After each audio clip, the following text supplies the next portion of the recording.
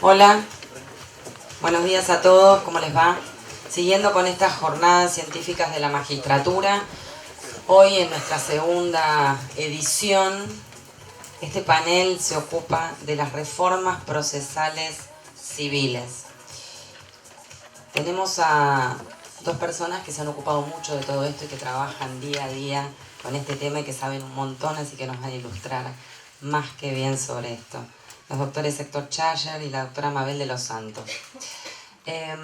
Los procesos civiles actualmente están tendiendo a tener una legislación adecuada y para eso también recursos necesarios.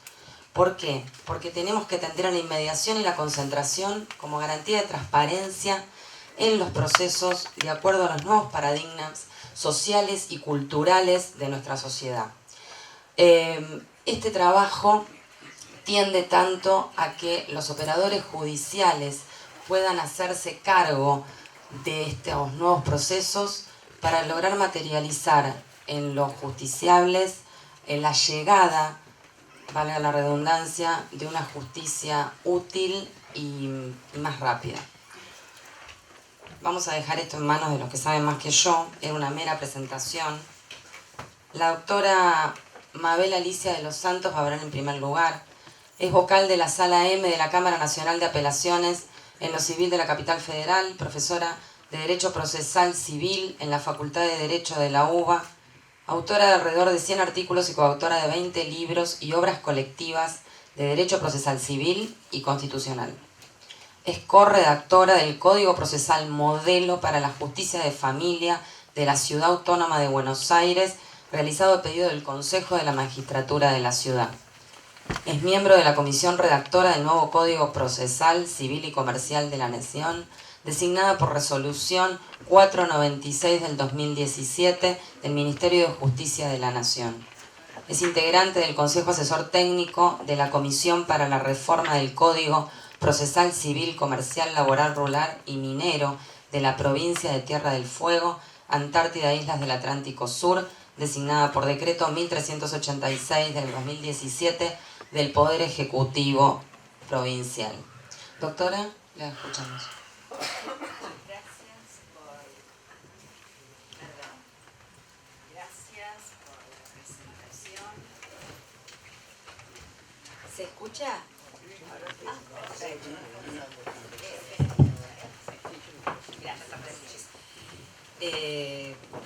Quiero agradecer también especialmente a la Federación Argentina de la Magistratura y al Colegio de Magistrados de la Ciudad por esta invitación, que es para mí un verdadero honor, y manifestar la enorme alegría que fue saber, como miembro de la red de mujeres para la justicia, que recién en estos días se han firmado convenios de colaboración y reciprocidad con ambas entidades. Bueno, me voy a referir a las principales líneas de la reforma procesal civil en general, a través de lo que se viene haciendo en todo el país, en muchos temas. Las provincias están mucho más a la vanguardia que en el Código Nacional, pero bueno, estamos trabajando y próximos a dar a luz. Y voy a hacerlo desde la necesidad de la reforma, que puede ser que funcione esta parte técnica. El de abajo. Es el de abajo. Ahí está, ya aprendí. Claro, es que es así.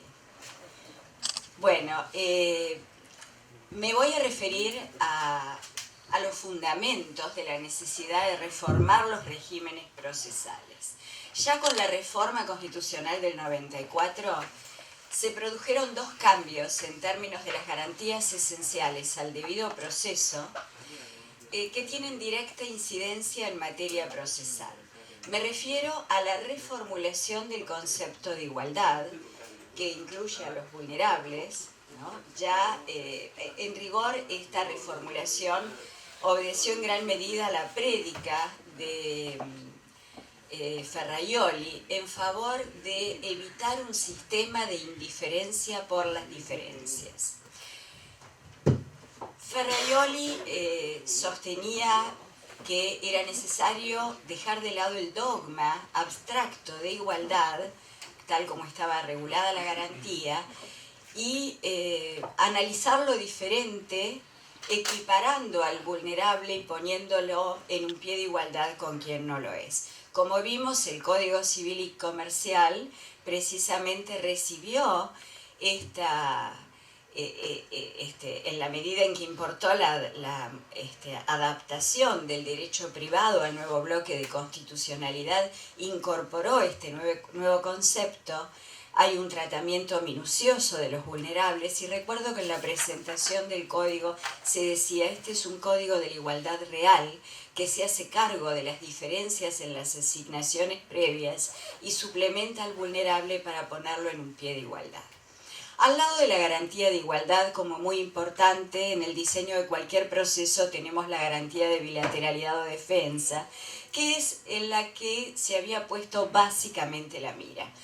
Pero la reforma implicó también la incorporación de una garantía novedosa, la tutela judicial efectiva, no porque no existiera como derecho fundamental, no cabe duda que existía, sino porque los derechos fundamentales son solo operativos cuando son consagrados como garantías. Y así tenemos que es necesario asegurar este fin público del proceso que, como decía Couture, es ya en el año 1945, así que fíjense que no es tan nuevo, pero no era garantía. Decía, aún en los procesos privados en que se discuten cuestiones privadas, particulares, hay un fin público. Y ese fin público por cuya observancia deben velar los jueces, es asegurar la efectividad del derecho en su integridad. Allí va apareciendo esta visión activista en el proceso, con el juez como eje y figura que debe asegurar en la interpretación de la norma procesal la tutela efectiva. Esta garantía de la tutela judicial efectiva implica tanto facilitar el acceso a la jurisdicción, que existan proveimientos adecuados a lo largo del proceso de declaración del derecho y asegurar el cumplimiento efectivo a través de las sentencias, a través de medidas ejecutorias eficaces. ¿Qué es lo que pasa? ¿Y por qué también esto interesó al Código Civil y Comercial, que, como ustedes saben, incluye numerosas normas procesales? Pero básicamente apuntan a estas dos garantías. Pensemos, por ejemplo, la regulación minuciosa que consagra oficiosidad en materia de restricción a la capacidad, medidas cautelares oficiosas, en materia de adopción, el inicio del juicio de adopción, acá estamos con una especialista, de modo oficioso.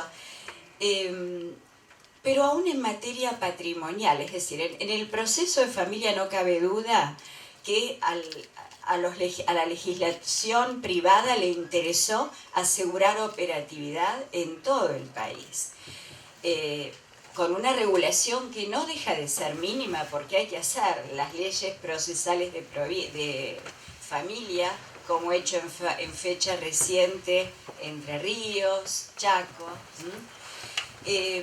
Y después tenemos, donde hay víctimas, en materia de responsabilidad civil, la inclusión de las cargas dinámicas, la tutela preventiva como una de las funciones de la responsabilidad civil.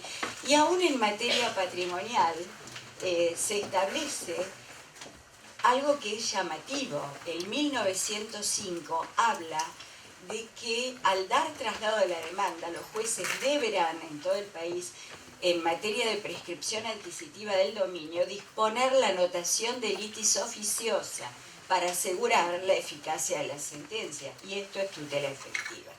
Por eso, esto está avalado y explicado maravillosamente por esta esto que ha escrito Angelo Luminoso, profesor de la Universidad de Cerdeña, quien decía que él ha dicho que el proceso señala el momento crucial de la tutela de los derechos, la última playa, la destinada a operar cuando la observancia espontánea de los preceptos ha sido violada. Consecuentemente, y acá lo importante, los fracasos de la tutela jurisdiccional se traducen inexorablemente en un déficit de operatividad de las normas del derecho sustancial. Por ese motivo, y sobre la base de la vieja jurisprudencia de la Corte en Bernabé Correa, creo que no hay un debido avance sobre las autonomías provinciales, porque ya decía la Corte que los códigos de fondo pueden incluir disposiciones procesales tendientes a asegurar el mejor cumplimiento de las figuras por ellos reguladas. Bueno, ¿cuáles son las directrices esenciales? Acá tienen a Angelo Luminoso, discúlpenme. ¿Cuáles son, vamos a hacer esto, cuáles son las directrices fundamentales de la reforma? En primer lugar, lo que yo considero el cambio más copernicano, porque impacta no solo en las leyes. Por años hemos creído que la sola reforma de las leyes iba a cambiar la realidad. Hoy sabemos, después de muchos fracasos, que no es así. Las facultades del juez están en los códigos procesales, no hay un rol tan diferente. Pero necesitamos oralidad e inmediación para que esto se cumpla.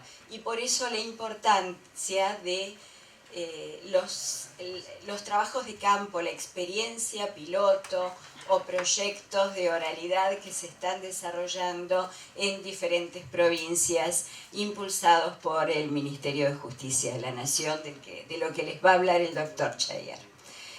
Bueno, es una oralidad diferente, como explicaré más adelante, de la que conocen en muchas provincias, de la que hemos tenido y aún tenemos en la provincia de Buenos Aires. Me refiero a los juzgados, tribunales laborales, colegiados de instancia única, los tribunales de familia en Santa Fe, o los tribunales de accidentes de tránsito, colegiados de instancia única, también en Santa Fe. Similar esquema existió un tiempo, un lapso breve en la provincia de Buenos Aires, pero colapsaban los tribunales y se disolvieron. Bueno, esta es una oralidad distinta. ¿Por qué? Porque cuenta con esa creación, para algunos inspirada en el pre-trial, para otros en la experiencia de Stuttgart, ¿no? Comenzó a hacerse en una ciudad alemana, que es la audiencia preliminar, donde se depura el material del debate y se limita la prueba a la estrictamente necesaria, lo que abrevia el tiempo del proceso. Pero además viene auxiliado por las nuevas tecnologías. Ya vimos el efecto mágico que tiene la notificación electrónica, acelerado los tiempos del proceso en todos los lugares donde se aplica. Bueno, la filmación, la videograbación, el soporte audiovisual de las audiencias simplifica y mucho y también ahorra tiempos, permite una mejor calidad de información, ya lo vamos a ver.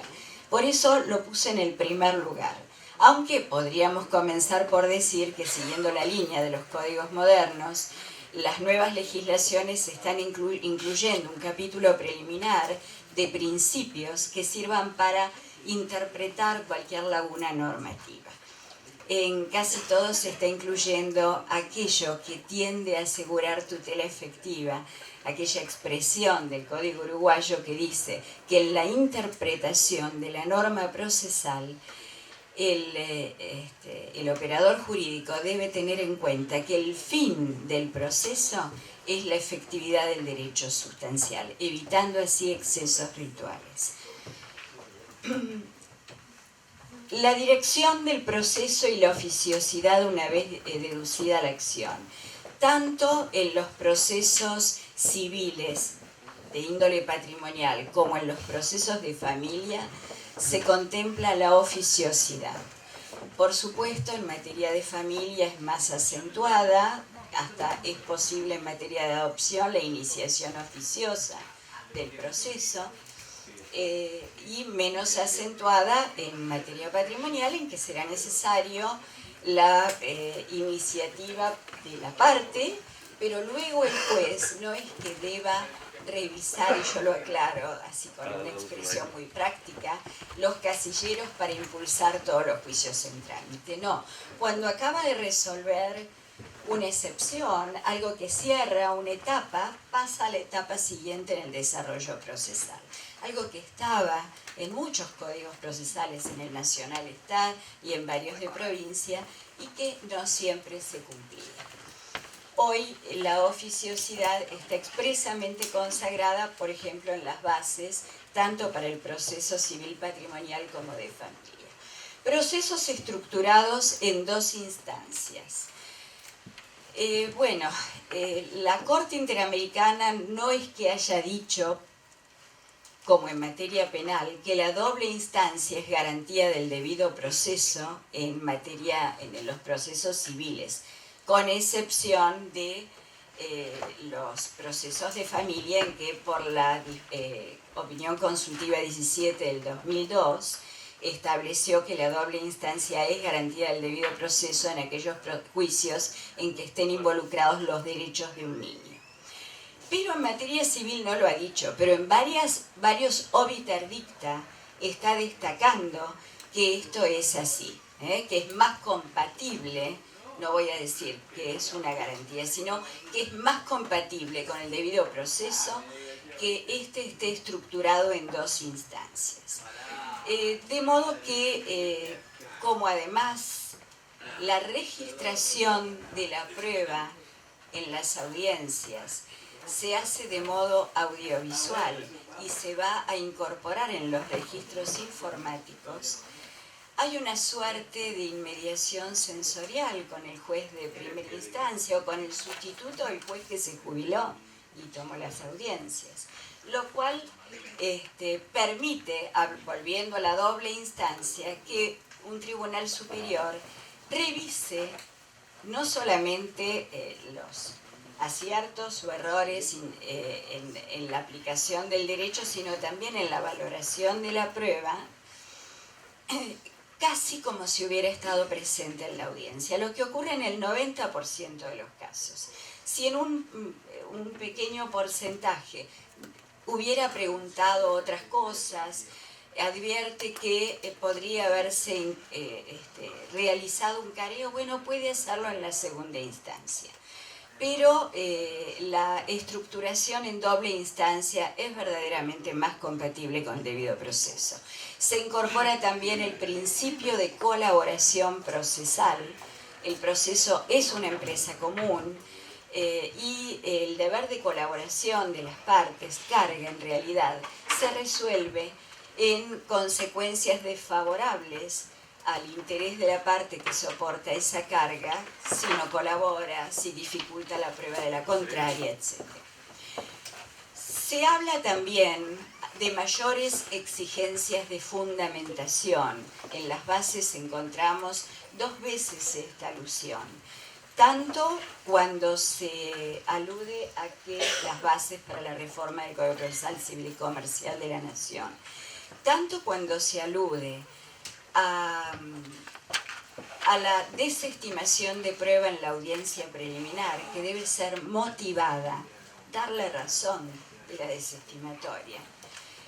Como en la sentencia se elimina aquella alusión a la posibilidad del juez de valorar solo la prueba conducente, que algún fallo descontextualizado de la Corte extendió también a las cuestiones cuando los argumentos del que se está defendiendo deben ser tratados uno por uno, por lo menos de aquel a quien no le damos la razón, deben ser tratados uno por uno.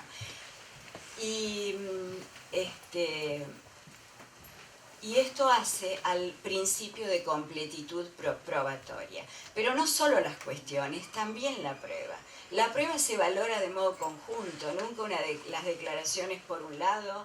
Es de la concordancia o discordancia que el juez saca nuevas conclusiones. De modo que si hay una prueba que indica avala una versión distinta de aquella por la cual se inclina el juez, tiene que explicar por qué no la toma en cuenta.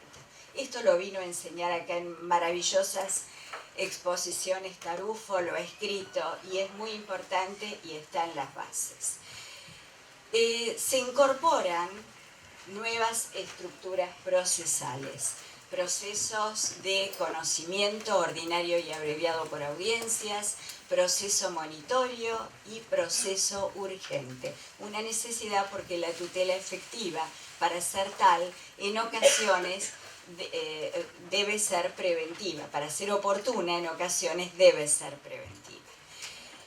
Y especiales técnicas de tutela, como la tutela anticipada, una concepción amplia en la anticipación de la prueba, que en nuestro medio hizo punta el Código de Corrientes, con la pericial prevalente. Bueno, no solo la pericial, cualquier prueba que sirva para llegar a una conciliación, según mis cálculos era un poquito más, que sirva para llegar a una conciliación o que permita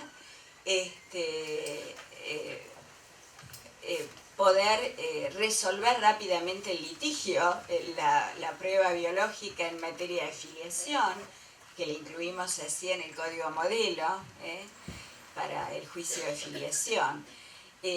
Además de la clásica anticipación probatoria cuando hay temor de pérdida de la prueba. Y acá dos elementos muy importantes para evitar los excesos rituales que la Corte viene tratando de corregir desde, o por lo menos trató de corregir desde el año 57 con Colalillo y algunos fallos que vinieron después.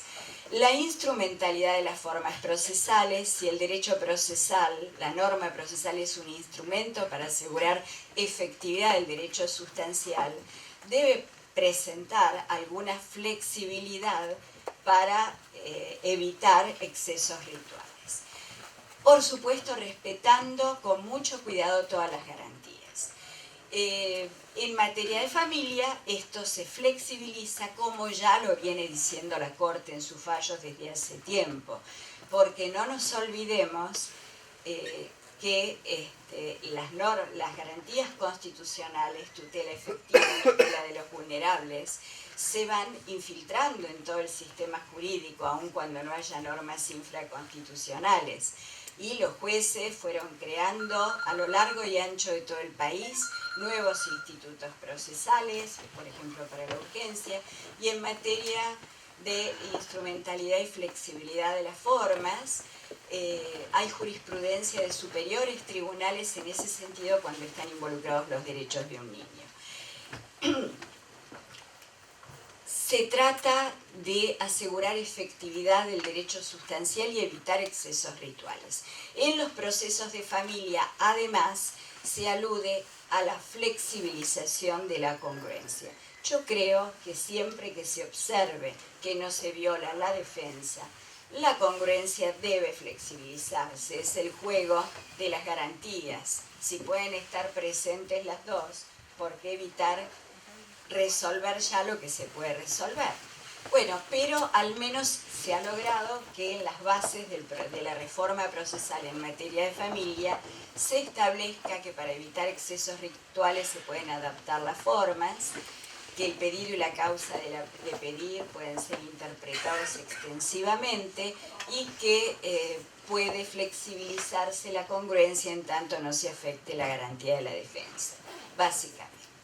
Acá tenemos dos fallos de la Corte Nacional, un fallo de la Corte Nacional del 2012, en que se alude a que cuando se trata de resguardar el interés superior del niño, atañe a los jueces buscar soluciones y encauzar los trámites por vías expeditivas, y evitar que el rigor de las formas pueda conducir a la frustración de los derechos que cuentan con particular tutela jurisdiccional. A su vez, la Corte Provincial ha dicho también, acá aparece la pluma de Lázari, que encontrándose en juego la suerte de un niño, toda consideración formal pasa a segundo plano. En los procesos en que se ventilan conflictos familiares, que involucran a un niño, se amplía la gama de poderes del juez atribuyéndosele el gobierno de las formas, a fin de adaptar razonable y funcionalmente el orden de sus desarrollos a la finalidad prioritaria de que la protección se materialice. Bueno, no tengo tiempo para esto, pero muy rapidito, porque yo calculaba que tenía hasta las 9, ¿no? 9 menos. Perdón. Ah, no, ya. No lo voy. Bueno, muy rapidito. Es oralidad aplicable solo a la etapa probatoria.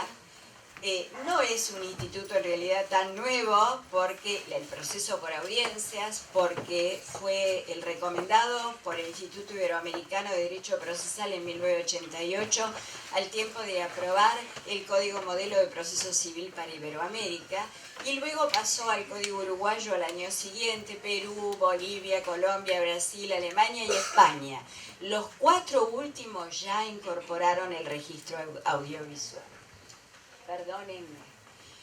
En la República Argentina tenemos este sistema de proceso por audiencias en Tierra del Fuego, en La Pampa, en Río Negro, Santa Cruz, Chaco y Mendoza. Los 4 últimos cuentan con registro audiovisual. Cava. Perdón.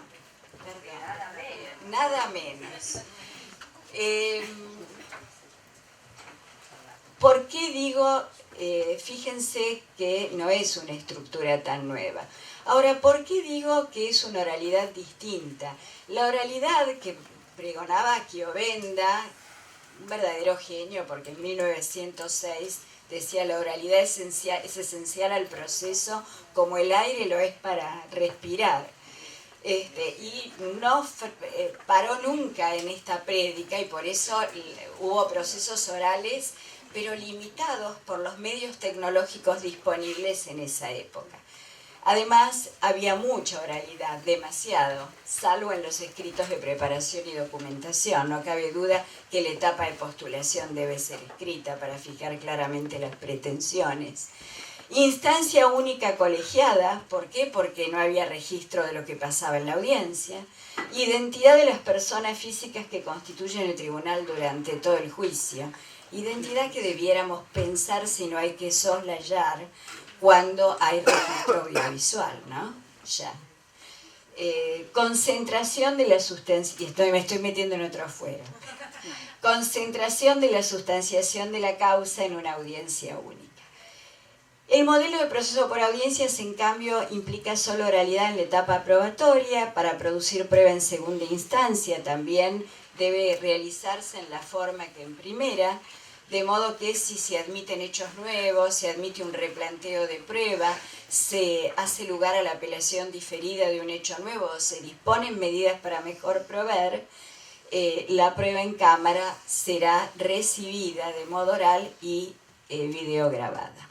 No rige el principio de identidad física, y es una oralidad diferente, porque las nuevas tecnologías le han dado un vigor que no tenía, y porque la audiencia preliminar es esencial. Es notable cómo no solo se concilian juicios, que esto lo lográbamos con la conciliación, sino cómo cómo el juez verdaderamente reduce la prueba para la etapa probatoria. Bueno, beneficios generales todos los conocemos. El registro audiovisual comprueba la presencia del juez, es importante videograbar para amablemente comprobarla, disuade de simular prueba, etcétera, etcétera.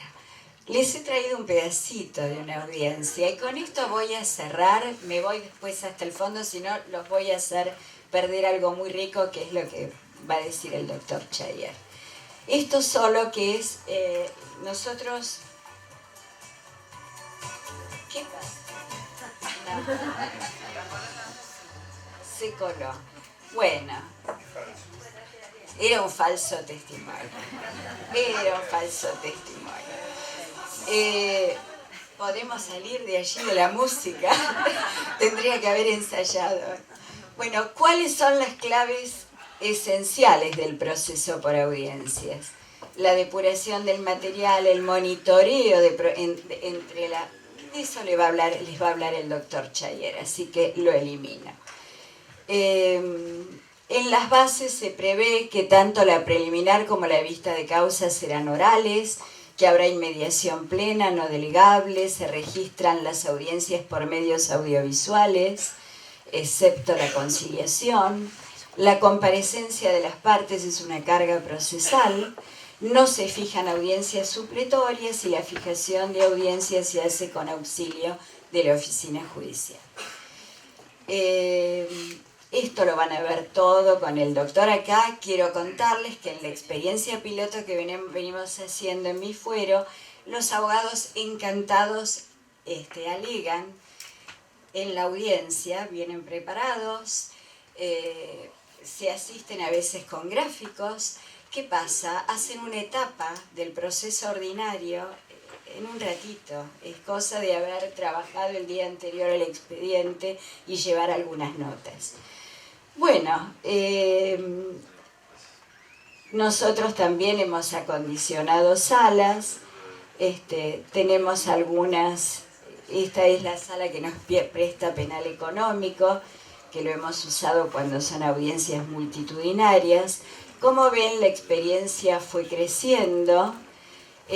Nada lo impide porque hay muchísimas normas que nos permiten con el código vigente trabajar esto así, el deber de concentración, las audiencias pueden grabarse por cualquier medio tecnológico, dice el Código Procesal Civil y Comercial en el 125, inciso séptimo. No cabe duda hoy, como dijo la Corte también en Colalillo, que la verdad no es indiferente al proceso y que no puede haber debido tutela efectiva si no se basa en una reconstrucción, en una comprobación verdadera de los hechos de la causa. Hay muchos temas más para tratar, pero el tiempo no lo permite, así que los despido con una frase de esta genia, María Elena Walsh, quien nos pedía en esa oración a la justicia: actualiza la balanza y arremete con la espada. Miren qué certera, con su ojo, pese a que no era una jurista, era necesario mejorar la ejecución, es necesario mejorar la ejecución y actualizarlos. Porque sin los buenos oficios de la justicia no somos nada. Muchas gracias.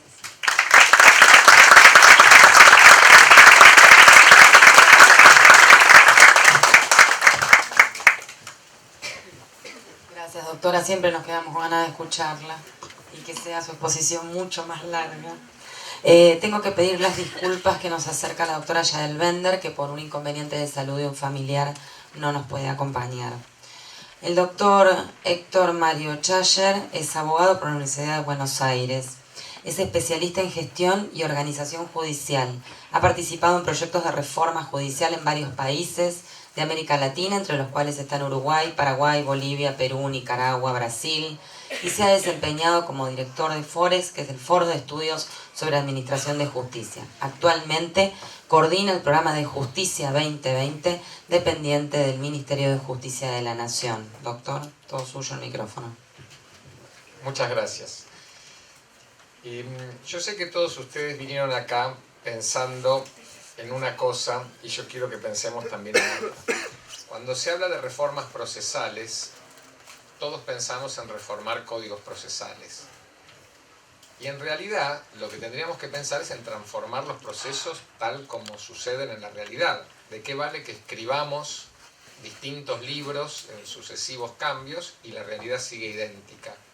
Seguramente de nada. Pero los abogados no prestamos suficiente atención a esta cuestión. Entonces, la primera idea que les quiero transmitir es que reformar los procesos civiles es reformar lo que pasa en los juzgados civiles, que sucedan otras cosas, con otros resultados y de otra manera. Y ese que es el fin último, tanto lo hablaba recién Mabel, ¿no? Que hay que ir al fin último, más allá del mero proceso. Bueno, en esa visión, el código es el proceso. El código es el instrumento formal para que pasen cosas diferentes en los tribunales civiles. Entonces, el trabajo no puede limitarse a pensar cómo escribir las normas procesales. Que hay que escribirlas seguramente, que habrá que reformarlas seguramente, o no.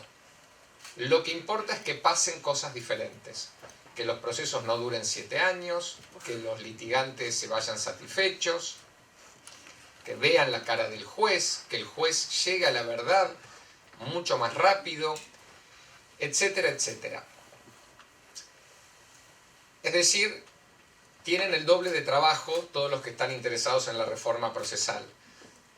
Porque yo me he encontrado, desde mi ignorancia y mi ingenuidad, con, no voy a decir las provincias, como decían, no, acá hay proceso oral. Yo decía, fantástico. Y cuando iba el proceso oral eran 25 artículos del código, pero ningún juez tomaba ninguna audiencia. Yo salía sorprendido, y bueno, y de nuevo otra provincia, no, tenemos, uy, qué bueno el proceso oral.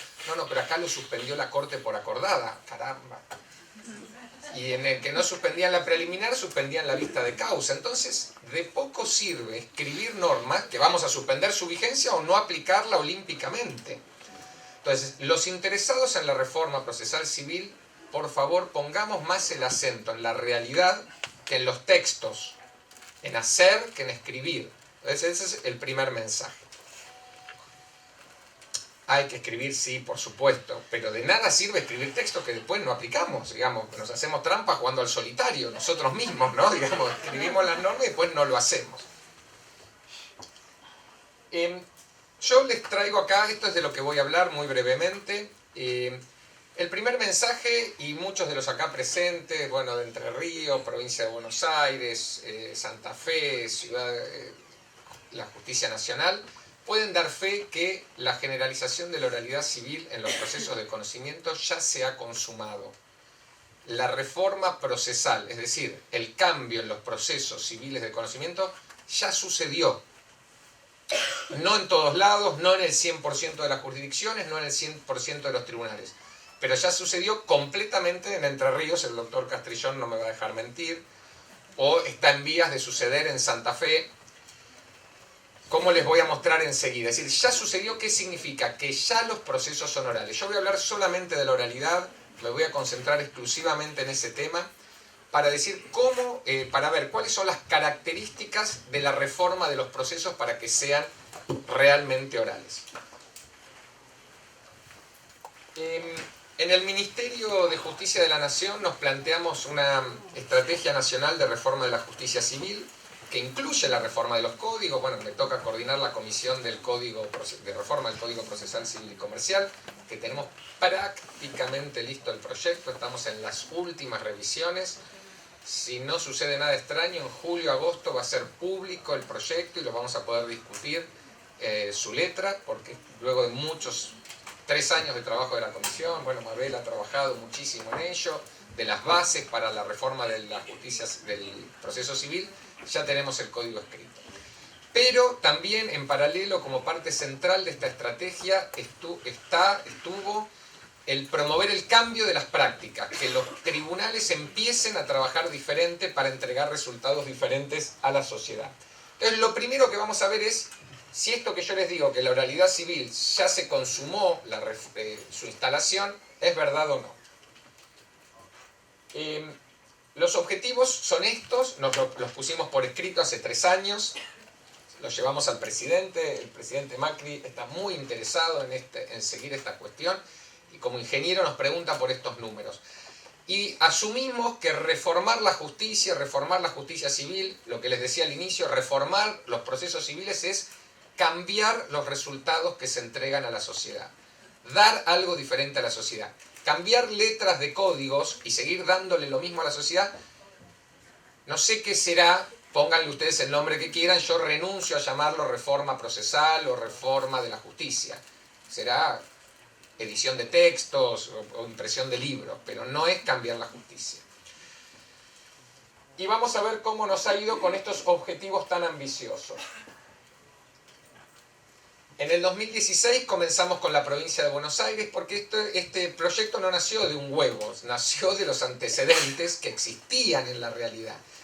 Del proyecto de la Cámara Nacional Civil que desde el 2007 venía llevando adelante distintas experiencias de oralidad en juzgados nacionales, es cierto que de una manera heterogénea, pero ya poniendo en práctica la videograbación.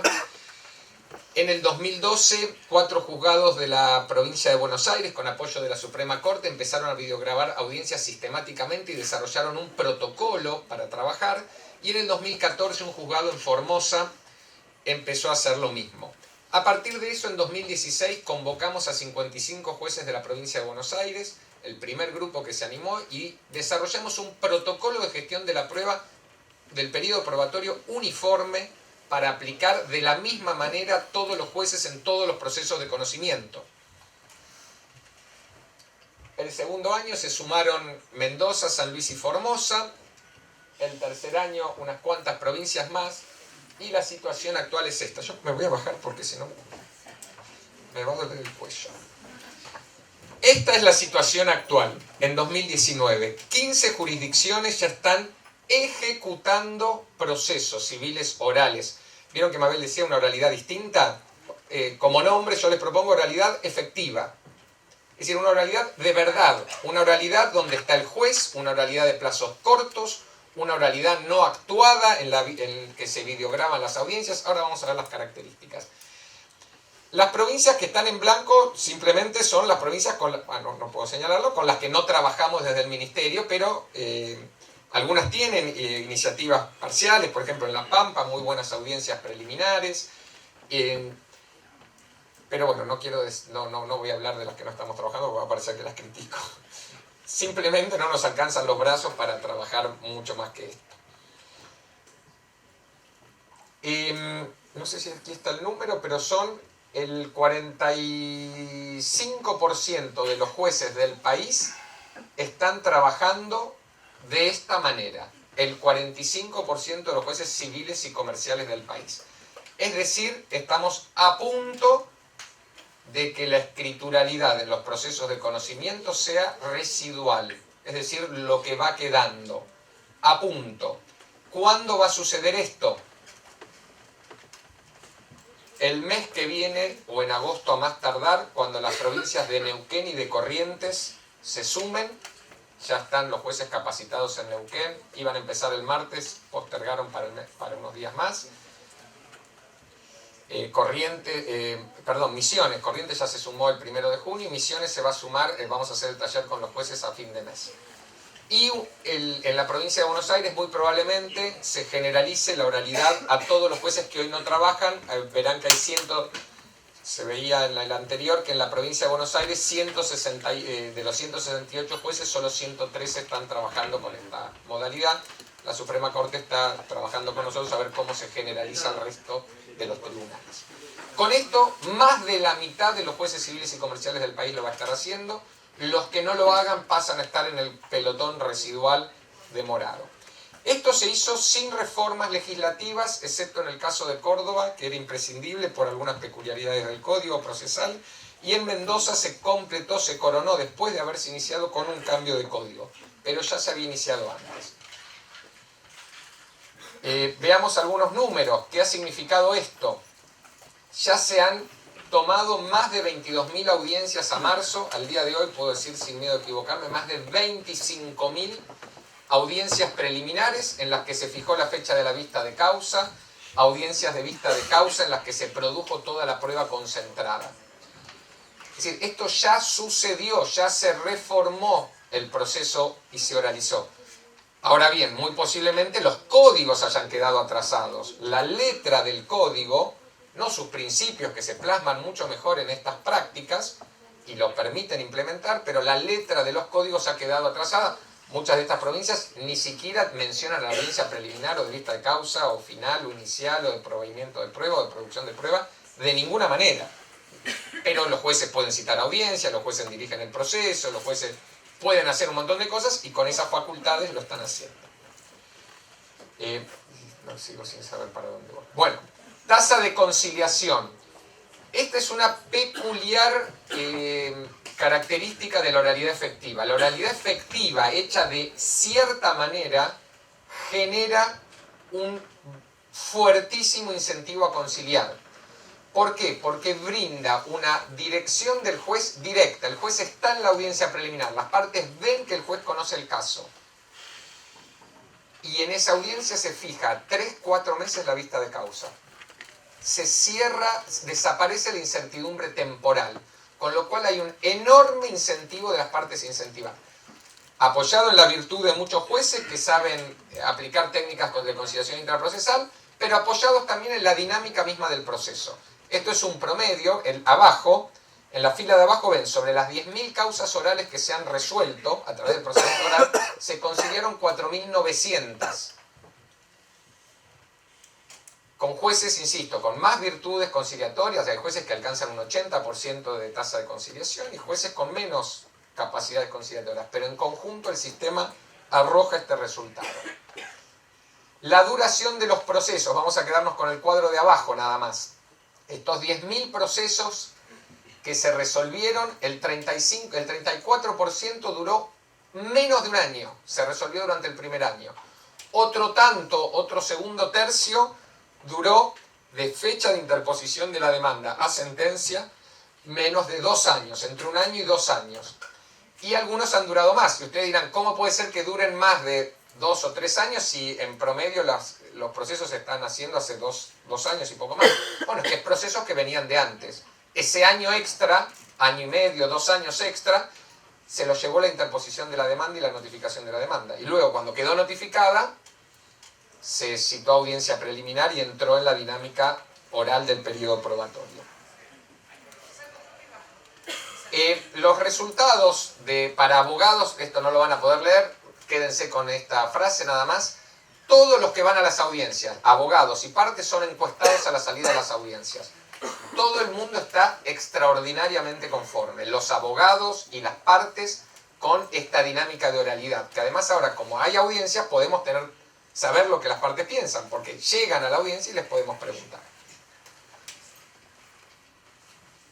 Entonces, para concluir, porque ya son 10 y 10, que acá fui concesivo porque debería haber puesto la oralidad en la reforma de los códigos procesales, ¿no? ¿Qué tenemos que tener en cuenta al escribir los códigos para que este cambio quede cristalizado? Insisto, hoy está basado en protocolos que reinterpretan códigos procesales que muchas de estas cosas no las dicen con todas las letras, pero desde ya lo permiten o lo alientan desde los principios procesales. ¿Cuáles son los contenidos mínimos imprescindibles que tienen que estar en las reformas de los textos procesales para que este éxito, para que la oralidad sea efectiva, para que la oralidad sea exitosa, para que se mantenga? Número 1, ya lo dijo Mabel claramente, la oficiosidad del trámite. En el proyecto del Código Procesal Civil y Comercial de la Nación hemos discutido bastante, vamos y venimos, pero les anticipo, el texto va a quedar redactado de una manera breve y contundente. Una vez iniciado el proceso, el juez lo impulsará hasta su finalización con la mayor celeridad posible. Punto aparte. 2 audiencias, la preliminar y la vista de causa. Los procesos basados en una audiencia, mucho cuidado. Discutámoslo muy bien porque en Uruguay han fracasado, en España han fracasado, porque la audiencia preliminar, para depurar la prueba, para acordar un plan de trabajo, establecer la carga probatoria, poner a disposición los datos para que las pericias de una parte de la otra, para hacer las pericias, etc., tiene un enorme impacto práctico. A veces, por hacer una sola audiencia, tardamos mucho más tiempo que si hacemos las 2. La conciliación hay que impulsarla, pero básicamente hay que dejarlo claro en el código que en cualquier momento hay que impulsar la conciliación intraprocesal, pero lo más importante para que suceda la conciliación es el punto 4, que el día de la audiencia preliminar se abra la agenda y se fije la vista de causa. Acá supongo que hay muchos jueces. Por el amor de Dios, usen la agenda distinto. No la abran en la página del día final del plazo. Vieron que un código dice, hay 40 días para tal cosa. ¿Qué hace el juez? Abre la agenda en el día 40. Bueno, si acá decimos que la audiencia de vista de causa hay que tomarla en 90 días, no abran la agenda en el día 90. Primero, ese es el plazo máximo, el peor escenario. Fíjense si no es un caso sencillo, que son 3 testigos y una prueba informativa, y que las partes dicen, sí, cómo no, dentro de un mes lo podemos hacer. Y abran, y busquen todo, y tachen las audiencias que se van suspendiendo por conciliación, y usen los agujeros para hacer las audiencias antes. Bueno, perdón por algo tan pedestre, pero... Bien. Dirigidas por el juez bajo pena de nulidad insanable. No existen fuera de las fronteras argentinas audiencias que tome alguien que no sea un juez. No existen. No existen. En penal ya tampoco existen. Entonces, por el amor de Dios, las audiencias las toman los jueces. No hay posibilidad alguna de delegarlo. Se los ruego, vaya, no es un precepto procesal. Videograbar. La videograbación es un registro electrónico, una actuación judicial que como tal integra el expediente electrónico, directamente. Si se firma digitalmente mejor, y si no también. Es un registro donde está el juez dice, yo estuve ahí está mi imagen, ¿quién va a venir a discutir si eso pasó o no pasó? No hay ninguna necesidad de elaborar el acta. Normalmente, en todos los casos, en todas las jurisdicciones que hemos trabajado, en el proyecto del Código Nacional, firmamos el empate diciendo, bueno, hagamos un acta de asistencia. Como si ese gancho hecho con una virome fuera más certeza de que yo estuve en un lugar que la videograbación. Y que el juez me vio. Y que dije a la cámara, soy fulano de tal, mi DNI es tal. No, el garabato vale más. No sé. Nuestros hijos nos mirarían como si estuviéramos locos, ¿no? Posiblemente. Pero bueno, firmamos el empate, hagamos un acta de asistencia que no cuesta nada más que un segundo de firmarlo, pero no es necesario. Algunas provincias, atención con esto, tienen obstáculos administrativos para el dictado de la sentencia, que hasta que no se paga el sellado tal, la actuación cual... Por ejemplo, Tucumán tiene graves problemas que no pueden dictar la sentencia. No, eliminémoslo, porque no hay nada peor para un juez que tome una audiencia que no pueda dictar la sentencia, que ya vio todo, lo tiene en la cabeza. Y toda causa, esto por favor para los códigos procesales ténganlo presente, toda causa tiene que tener una manera de terminación práctica que impida el abandono del expediente por las partes. ¿Cómo se logra esto? Fijando ineludiblemente el siguiente paso procesal. Ejemplo, hacemos la audiencia preliminar, citamos la vista de causa para el 20 de agosto.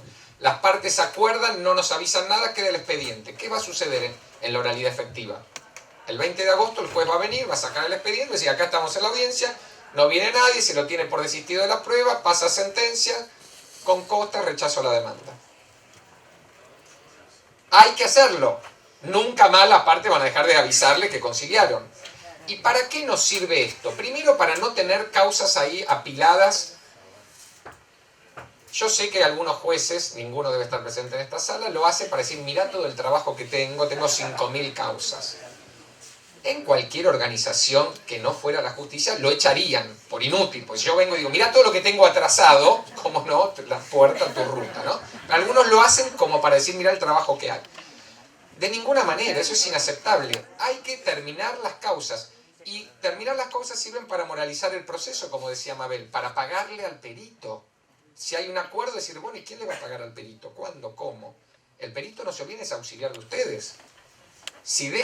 Yo no dejaría que alguien que trabaja para mí no cobre.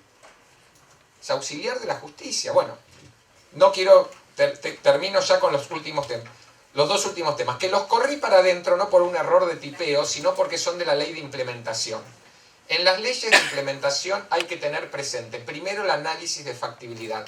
En todas y cada una de las jurisdicciones que fuimos, hicimos las cuentas de cuántas audiencias tienen que tomar los jueces por semana, por mes, por año. Cualquier cambio de código, si estos procesos dejan de ser de conocimiento y son monitorios, baja la cantidad de audiencias. No se toman la misma cantidad de preliminares que procesos que se inician, no se toman la misma cantidad de vistas de causa que preliminares. Tenemos todo un sistema de análisis, nada muy sofisticado, pero que nos permite calcular la carga de trabajo. La noticia es que en todos los lados, salvo microexcepciones, se puede hacer oralidad sin necesidad de más recursos. De las 17 jurisdicciones les puedo mostrar las cuentas de las 17, juez por juez. Y lo último, hay que seguir la implementación con indicadores. Hay que saber si esto funciona, hay que saber cuántas audiencias se toman. Si estimamos 10 audiencias por semana, si son 10, no vaya a ser que sean 20. Y si son 2, serán 2. Hay que calcular los recursos, las salas de audiencia, los equipos, etc. Bueno, me extendí, pido disculpas. Muchas gracias.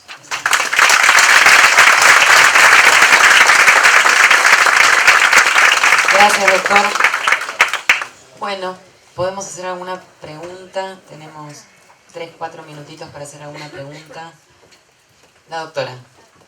Yo soy jueza de paz y estaba escuchando que me parece que está como todo previsto para la justicia ordinaria, pero la justicia de paz sin recursos me parece que no podría implementar la realidad.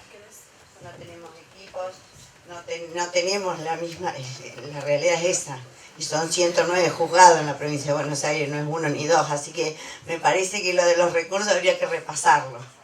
Sería fantástico que la justicia de paz pudiera estar a la altura de estas circunstancias. No digo que no, no soy de las que dice, no. Y es imprescindible que tengan los equipos de videograbación necesarios.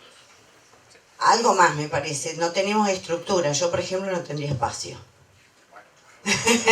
Por eso digo, yo aplaudo esto de hablar con la realidad, pero yo le ruego que hablemos con la realidad. Mi realidad es esa y la mía y la de 109 juzgados más. Bueno, por eso mencioné el análisis de factibilidad. Ahí entran estas cuestiones. Está bien. Hay que hacer el análisis de factibilidad. Pero por eso me encantaría que no, la frase final no fuera, no hace falta recursos, hace falta recursos. En la justicia civil patrimonial de las 17 jurisdicciones que hemos trabajado. Está bien, Perdón, pero el código nos lleva a nosotros. Perdón, reformulo. Estaba un poco apurado. Lo dije a lo mejor un poco apurado. En las 17 jurisdicciones no hicieron falta ni más jueces ni más personal. Claro. Hizo falta inversión en infraestructura y en equipos de videograbación y en mejoras de algunos sistemas informáticos. Pero no hizo falta más jueces. A lo mejor fui muy sintético. Está bien, ahora puede ser. Y sí, por supuesto, el Ministerio ha financiado, de hecho, la infraestructura en muchos lugares y los equipos de videograbación de audiencias o equipos informáticos. Eso es parte del análisis de factibilidad. Perdón que fui demasiado... No, está bien. Pareció que no hacía falta Me nada. sentí en la obligación de decirlo porque no era la realidad de la justicia. Muchas gracias, muchas gracias. ¿Alguna otra pregunta de los presentes? Aprovechando que tenemos... ¿No? A ver, el doctor. Misiones puede seguir comercial, laboral, de familia, violencia familiar, de puerto y consulta. Es un juzgado multifuero con 20 o 18 personas para toda una jurisdicción de casi 160.000 justiciables y vamos a poner en marcha el 24 y 25 tenemos el taller programado. Sí, estoy organizando. El problema es que yo tengo solo un audiencista para diferentes tipos de audiencias, que tengo también la conciliatoria laboral y conciliatoria, a veces en familia. Y entonces a veces me cuesta repartirme si tengo el mismo, a veces lo delego a mi secretaria la preliminar, pero en este momento voy a ver cómo hago hasta que... Sí, no, pero lo tengo que hacer, sí, pero estamos viendo cómo organizamos el salón, la videograbada, porque es muy todavía en la estructura, pero con toda la voluntad de hacer. Ya empezamos nosotros con la audiencia de conciliaciones, en la preliminar ya tratamos de hacer la conciliación, no, le ponemos toda la voluntad. Así que, porque es multifuero porque son... En mi juzgado hay 5 localidades de 20.000, 25.000 habitantes cada una, que son solo para un juzgado. Así que es una complejidad particular. Sí, pero bueno, vamos a conversarlo, a ver cómo le encontramos la Dale, gracias.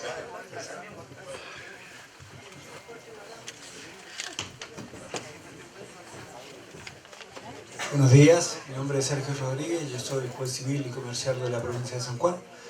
Nosotros estamos adheridos al protocolo de gestión oral de prueba. Hemos trabajado el año pasado intensamente con Héctor. Y bueno, ahora en la implementación tengo un dilema en particular, que nosotros, al igual que la Nación, tenemos una norma que permite al juez interrogar libremente a las partes. Nosotros el 425, nosotros el 378. Y en la audiencia inicial hacemos comparecer al actor y al demandado, y en la interrogación, cuando hay inconsistencia en los planteos, a uno le hace ruido cómo están expuestos los hechos. Y surgen, luego de interrogar a las partes, que difiere sustancialmente lo que dice el actor de lo que expuso el abogado. ¿Sí? Entonces me encuentro con el dilema de cómo sigo, porque el abogado muchas veces lo hace callar la parte. Y yo le digo que no, que siga, que me cuente qué es lo que sucede. Y lo dejo en la audiencia inicial, no está videograbada, solamente videograbamos la audiencia final, por ahora. Cosa que nos hace repensar de videograbar la audiencia inicial por estas cuestiones justamente. Ahora es el tema que tengo una plataforma fáctica compleja, porque tengo la demanda con una serie, con un relato y el interrogatorio de la parte con otro relato. ¿Está bien? Entonces, bueno, estos son los desafíos que nos va planteando la oralidad y quisiera saber si en particular, Héctor, tenés algunas respuestas o qué principios procesales le puedes aplicar a estos casos como el que te cuento. Ese es un problema serio. Yo lo he visto incluso en cámara. En una apelación, la versión de la demanda, lo que escribió el abogado y que leyó mal el cliente, no es lo que luego resulta del conjunto de la prueba. Hay que estar a lo probado. La verdad es que el juez tiene facultades, la valoración son los hechos probados, y en tanto los hechos principales sean los mismos y no se afecte la defensa del demandado, los hechos secundarios, detalles de cómo ocurrió, podrían soslayarse. El límite es no afectar la garantía de la defensa. Análisis que solo puede hacerse caso por caso. Es un caso de flexibilización de la congruencia fáctica.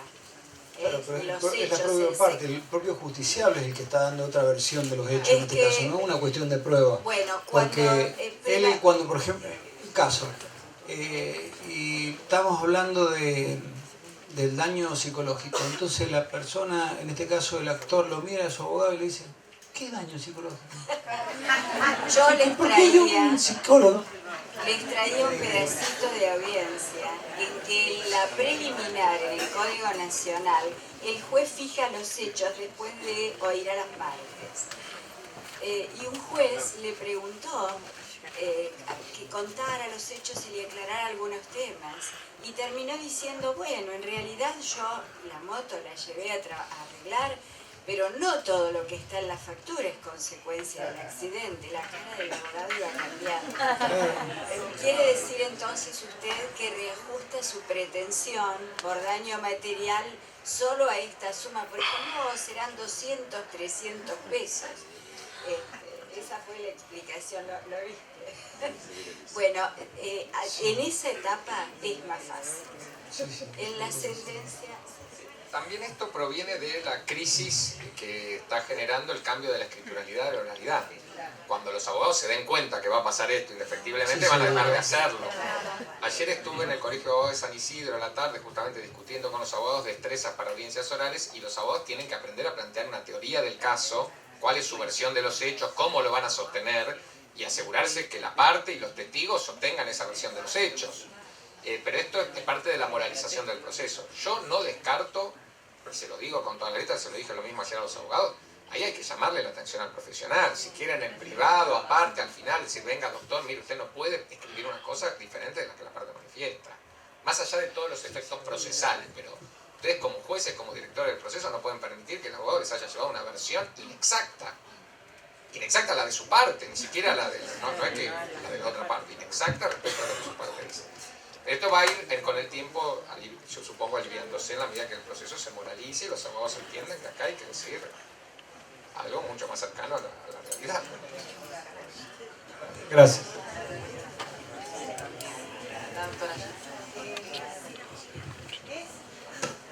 Está establecido, digamos, aceptada la publicidad en los procesos de familia en cuestiones no patrimoniales. Y escucho que se extendería también a otro tipo de procesos. Todos. Bueno, o sea que de alguna, ¿cómo se compatibiliza con el principio dispositivo en cuestiones patrimoniales? Y con este criterio prácticamente desaparecería el instituto de la caducidad de instancia. A o ver, cómo se a resolvería. ver, la respuesta es un tema de la mayor importancia y crítico que lo comprendamos, porque si no, no funciona. Por eso siempre es la primera cuestión, la oficiosidad. Lo puso primero Mabel y lo puse primero yo. La oficiosidad, en primer lugar, no es tan grave porque en los procesos de conocimiento se circunscribe a tres cosas. Número uno, fijar la preliminar. ¿Quién va a fijar la preliminar si no es el juez? ¿Habría otra posibilidad? No. Número dos, segunda cuestión, fijar la fecha de la vista de causa en la preliminar. Lo hace el juez con las partes, y si no viene nadie, lo hace el juez. No parecería ninguna violación de ningún derecho. Y número tres, al periodo entre audiencias, asegurarse que la prueba se produzca en tiempo para que la vista de causa sea eficaz. Y estar atrás del perito, reclamar que traiga la pericia, etc. No suplir la actividad de la parte, no ir a buscar a la parte en remis para llevarlo a que lo vea el médico, sino asegurarse que la parte vaya, y si no va, se lo tendrá por desistido y punto. El principio dispositivo es disponer de la pretensión y de los hechos alegados. No es disponer de los tiempos del tribunal, no es disponer de la gestión, no es disponer cuándo se realizan los actos procesales. Entonces hay que llevar el principio dispositivo a su justa y recta interpretación de la doctrina procesal. Punto. Lo hemos llevado al principio dispositivo a decir, no, las partes disponen del expediente, disponen de si se avanza o no. ¿Cómo disponen de los recursos públicos para fines privados? ¿Saben qué? Corrupción se define como uso de los recursos públicos para fines privados, ¿no? Es una corruptela, dejar que use el juzgado para apretar o no, negociar. No, mire, usted, si no quiere, no venga, y si quiere, se va. Pero si está acá, las reglas son estas. Es como subirse a un tren. Uno cuando va a un tren no desengancha el vagón de la locomotora. Se va al tren, va a la velocidad de la locomotora. Si quiere, se baja en la otra estación. Pero no se puede ir en el tren a la propia velocidad. Y la velocidad la marca la locomotora, la velocidad la marca el director del proceso, que es el juez. Y la segunda pregunta era... La caducidad.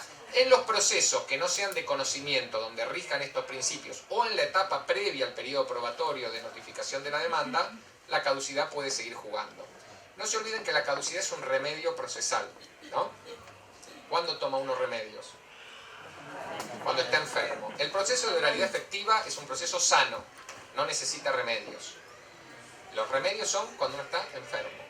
Entonces, la caducidad se disuelve, es mucho menos importante, será para la etapa de postulatoria u otros procesos, por ejemplo el juicio ejecutivo, en que en alguna instancia la parte tenga que hacer alguna actividad y no la ejecute. Esto es de la mayor importancia lo que acabo de decir. Si quieren lo seguimos hablando, pero no hay más tiempo. No. ¿Alguna otra pregunta? ¿Ya terminamos?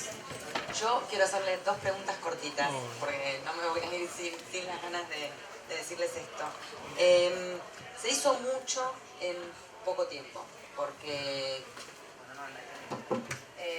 fueron 4, 5, 6 años desde que se implementó todo ese sistema, y 3 años y Justicia 2020 que sigue trabajando.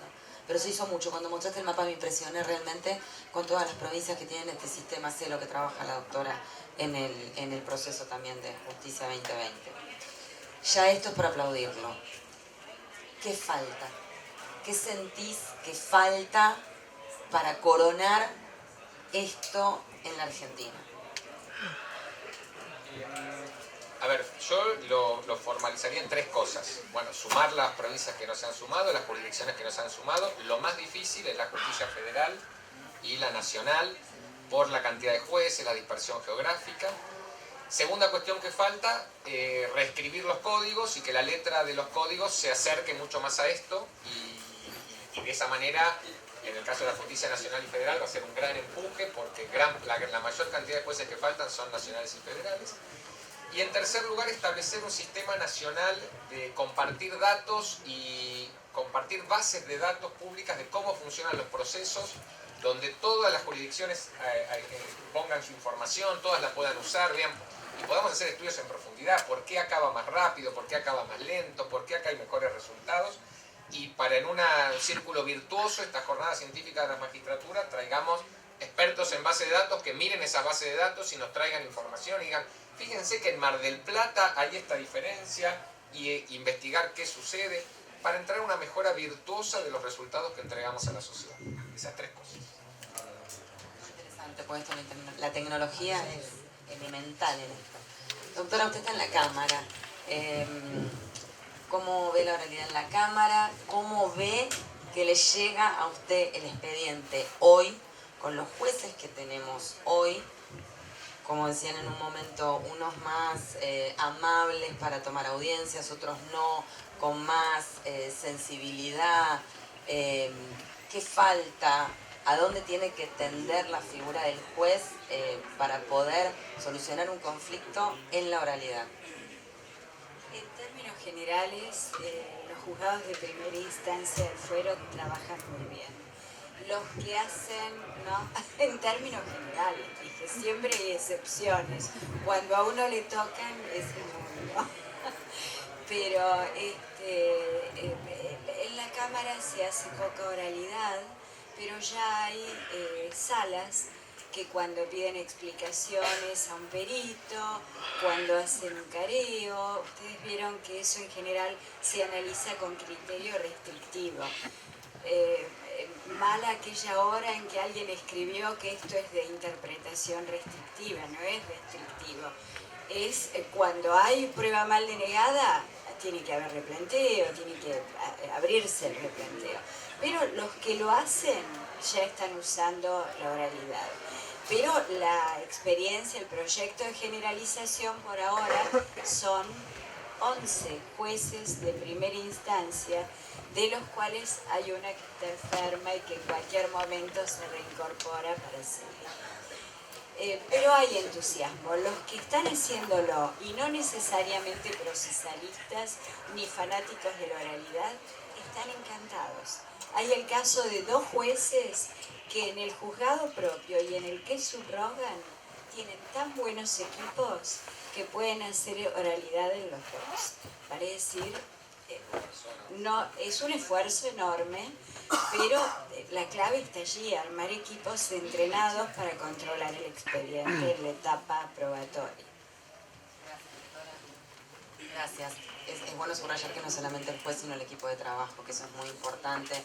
Todos los operadores jurídicos que trabajamos en esto tenemos que poner nuestro granito de arena y colaborar para que esto termine de salir adelante y bueno, se cumplan las 3 cosas que dijiste. Así que con eso, bueno, cerramos este panel, por supuesto. Doctor, 30 segundos. ¿Tiene pensado trabajar la oralidad en segunda instancia? Porque si no todo se queda ahí. Sí, me quedé pensando, le dije 3 cosas, en realidad faltan 4. La cuarta es extender este modelo de oralidad efectiva, porque hemos trabajado solo con civiles patrimoniales, extender a laboral, familia, contencioso administrativo y segunda instancia, con las adaptaciones que haya que hacerle. Quedará para un segundo periodo si lo hay. Claro. Precisamente, 30